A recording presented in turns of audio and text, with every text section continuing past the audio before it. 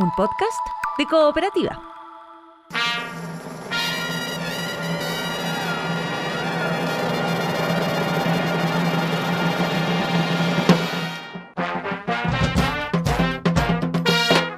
Hola, esto es Salud por la Historia, un podcast que reúne las conversaciones que hemos tenido durante ya varios años con el dramaturgo Andrés Kalavsky. Diálogos sobre los pequeños y grandes momentos que forman nuestra historia.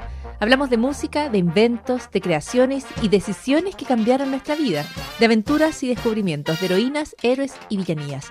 Este es un podcast para entender cómo llegamos hasta aquí y suena como un brindis. Salud por la Historia.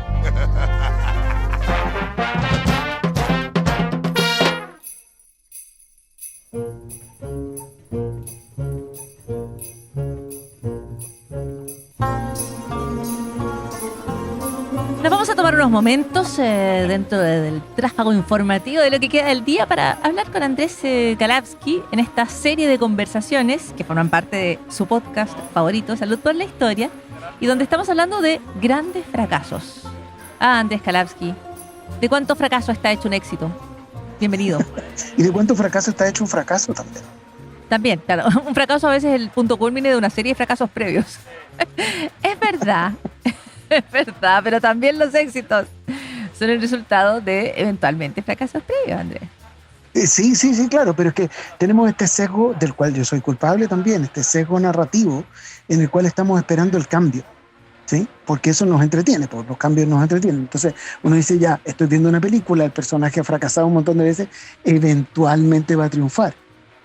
Pero eso pasa en las películas. Sí, pero la idea del cambio, reconozcamos, nadie ganaría nada diciendo como, y ahora propongo que sigamos todo igual. Que como vamos, más o menos estamos. Continuemos. Yo he tenido grandes éxitos haciendo eso. ¿Ah, sí? Quiero decírtelo como líder de equipo. ¿Saben qué? Mira. No vamos a innovar. Otro día innovamos, hoy día vamos a hacer todo igual. Bueno, eso debe dar tranquilidad a los equipos que trabajan, ¿Sí? que trabajan contigo. Ya, pero en esta serie de fracasos, ya que yo me encuentro aquí transmitiendo desde Nueva York, no te cuento la cantidad de micro fracasos que eso representa, pero que he logrado superar, no sé, adaptadores que no funcionan, cables que no dan, en fin.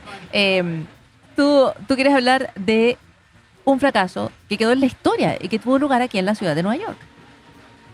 Sí, porque, sobre todo porque a veces es difícil imaginarse el pasado en su diferencia, justamente como estábamos hablando de los cambios. Porque ahora Nueva York es esta ciudad llena de multimillonarios en la que es carísimo vivir. Y entonces cuesta recordar que en los 70 era una ciudad pobre. No solo con personas pobres, sino la ciudad era pobre. Tan pobre que en 1975 la ciudad entró en eso que los economistas llaman default. Me encanta, eso es cuando uno no puede pagar. Exactamente, pero no solo cuando uno no puede pagar, sino que era peor, ya no le prestaban plata a la ciudad de Nueva York. Porque, como sabemos ahora, por ejemplo, Estados Unidos en total está endeudadísimo, está tan endeudado que por fin las agencias le bajaron el ranking. Y, por ejemplo, el gobierno chino, que era dueño de un montón de la deuda de Estados Unidos, la está vendiendo, ¿ya? Porque uno empieza a decir, ¿sabéis que esta persona capaz que no pueda pagar? Eso le pasó a la ciudad de Nueva York en 75. La gente ya no le prestaba plata a la ciudad. Entonces la ciudad ya no tenía plata para seguir funcionando. No solo no tenía plata, sino que no podía pedir más. Exactamente, y de ahí viene, porque tú dices, no es que hubiera mucha gente en pobreza en la ciudad de Nueva York, que también, muchísima, pero la ciudad no tenía, por ejemplo, como, no sé, recoger la basura. Esas imágenes de ese Nueva York tipo la ciudad de Batman, tienen que ver con eso, ¿no es cierto? Claro. Están todas las calles sucias, nada funciona. Es como la ciudad del pingüino. Exactamente, tienes toda la razón. Ese imaginario de ciudad gótica, esta ciudad que fue gloriosa y está colapsada, es el imaginario de Nueva York de los 70. En parte porque Nueva York fue una de las ciudades que fue central en la agitación política de los 60 y a partir de esa agitación política que tenía violencia, hubo también mucha depredación por parte de los empresarios, en fin, un montón de cosas conectadas. Pero en los 70 ya había una crisis económica en Estados Unidos en total. ¿Te acuerdas de la crisis del petróleo? No sé si te acuerdas, pero sabes de la crisis del acordarme, petróleo. no, pero sí, he leído. Y eventualmente, entonces la ciudad de Nueva York, en febrero del 75, dice, ¿saben qué?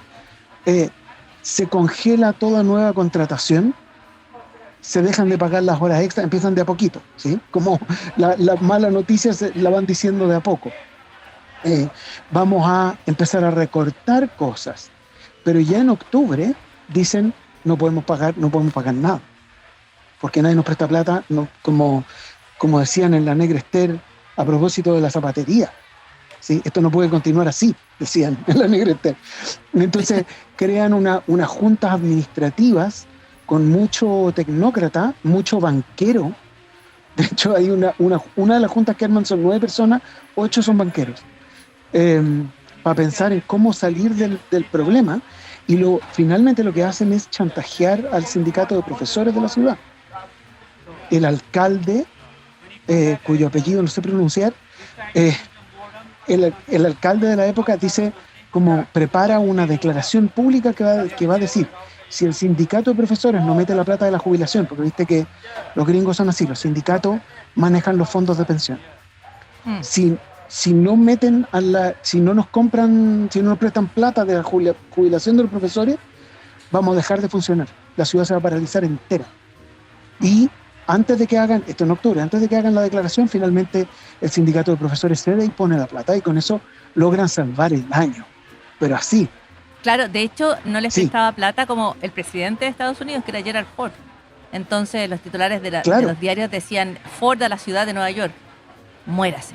O sea, como que y no tenían cómo pagarlo, no sé, pues como tú dices el profesorado, pero tampoco, no sé, a los policías no le podían pagar, a los bomberos. No le podían pagar a la policía, ni a los conductores del metro, claro. Y eventualmente, para salir de la crisis, un fracaso tremendo. Fondos de la policía. Sí, pues.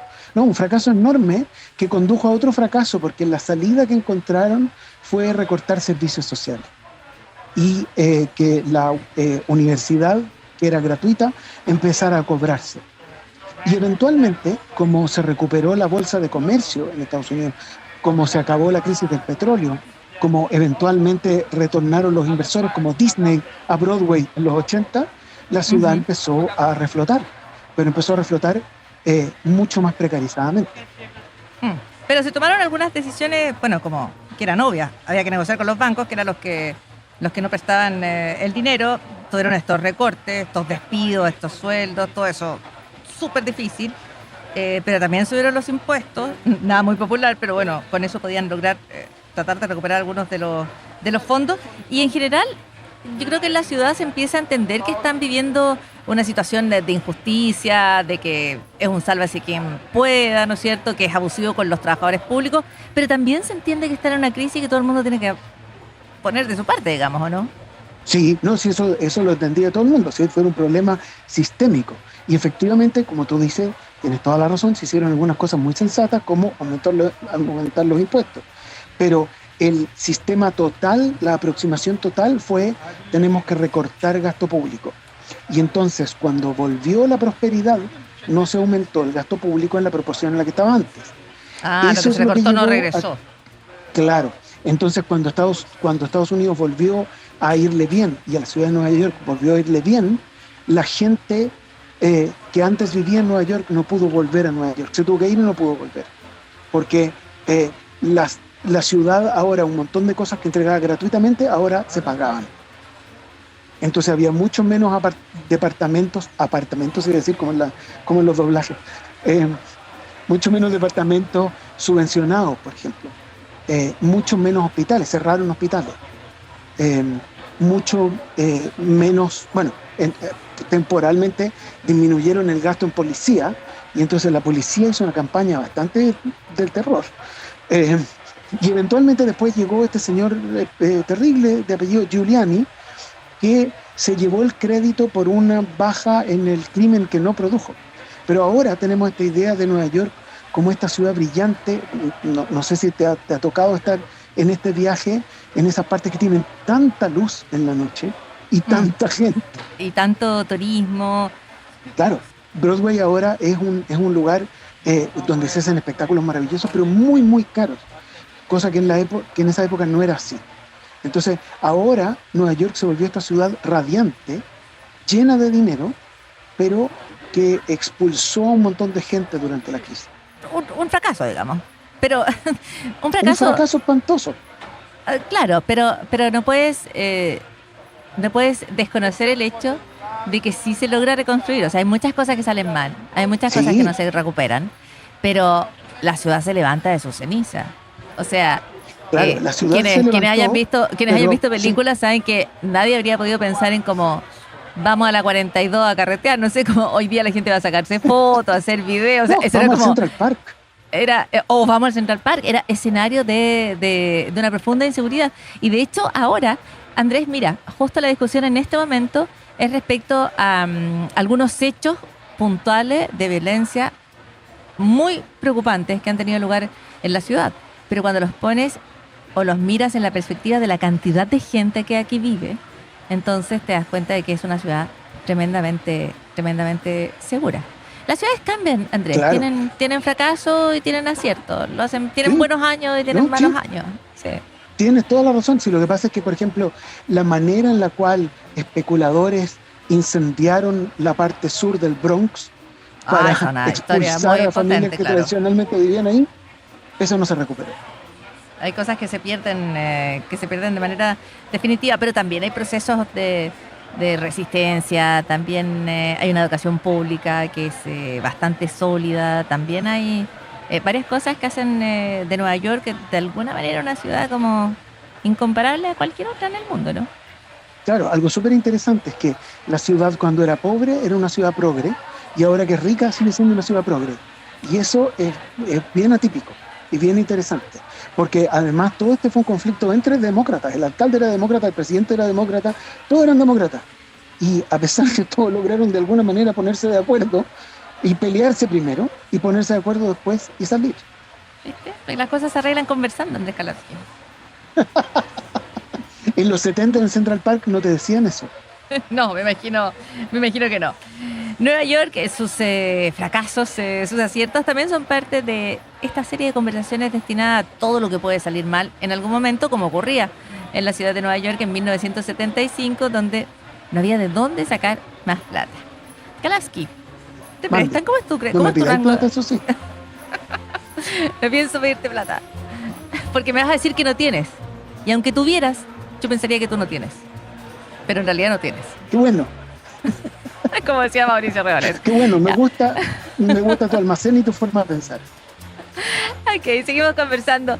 Estas son espacios del podcast Salud por la Historia y también aquí, una vez a la semana en vivo en la radio. Grandes fracasos es nuestra nueva temporada. Y esperamos que sea un éxito. Gracias, Andrés. Chau. Chao.